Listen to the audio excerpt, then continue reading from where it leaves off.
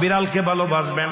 ও মুসলমান শুনে নাও, আল্লাহ নবীজি, ও মুসলমান শুনে নাও, দিলের কান্ডা লাগা শুনে নাও, পৃথিবীর মধ্যে মহামানব যারা আছে দুনিয়ার মধ্যে বিড়ালকে ভালোবেসেছে।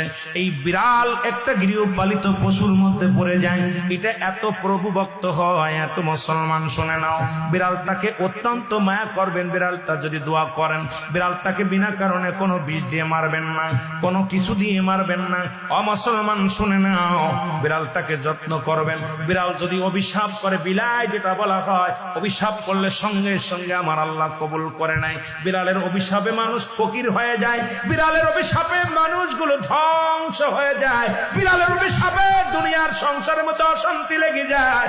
বিড়ালকে ভালোবাসলে, ও মুসলমান শুনে নেও, এই বিলাইকে ভালোবাসলে, বিলাই যদি দোয়া করে, বিলার দোয়ায় আল্লাহ দরবারে অনেক ফায়দা লুটতে পারবেন। জোরে জোরে চিল্লায় বলা যাবে না মারহাবা।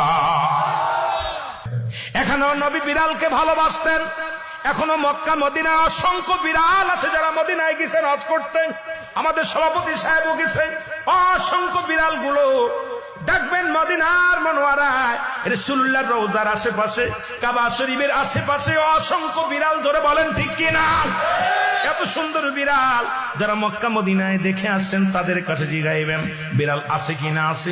এই বিলাইদেরকে ভালোবাসবেন, বিলাইকে অভিশাপ দিবেন না। একবার এক মহিলা অমুসলমান রাসূলুল্লাহর কদমের মধ্যে একজন বিড়ালকে বিষপান করায় মেরে ফেলল। রাসূলুল্লাহ তখন সংসারের মধ্যে অশান্তি অমঙ্গল শুরু হলো। নবীর কদমে আসলেন, ইয়া রাসূলুল্লাহ, ইয়া হাবিবাল্লাহ, আমাদের অশান্তির কারণ কি? জিবরিল আমিন এসে বলে, ইয়া রাসূলুল্লাহ, ইয়া হাবিবাল্লাহ, উনি যে বিড়ালটাকে পালন করতেন, ওই বিড়ালটাকে অনেক কষ্ট দিয়ে মারছে, খানা দেয় নাই, ঘরের ভিতরে আটকায় রাখছে, নির্যাতন দিয়ে মারছে। এত কষ্ট পেয়ে বিড়াল ছানাটা মারা গেছে। ওই বিড়ালটা বরদোয়া আল্লাহর দরবারে কবুল হয়ে গেছে। তওবা করছে, তওবা করার পর নবীজি নিজেই বলছে বিড়ালকে ভালোবাসো। আর নবীর সাহাবী আবু হুরায়রার কোসের মধ্যে একবার বিড়াল নবীজি আলোচনা করতেছিলেন সাহাবীদেরকে নিয়ে। বিড়াল ছানার পিতা আবু হুরায়রা, আল্লাহু আকবার বলেন না।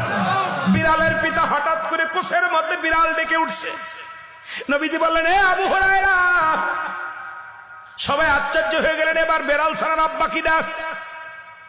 হঠাৎ করে আব্দুস শামস আব্দুর রহমানের কোসের ভিতর থেকে একটা বিড়াল বাইর হয়ে আসলেন।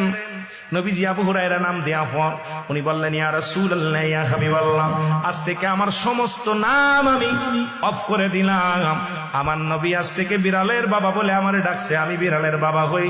জগৎ বিখ্যাত একজন সাহাবী, যিনি পৃথিবীর মধ্যে বিড়াল ছানার পিতা নামে আখ্যায়িত। জোরে জোরে চিল্লায় বলেন মারহাবা। আমার ভাইরা।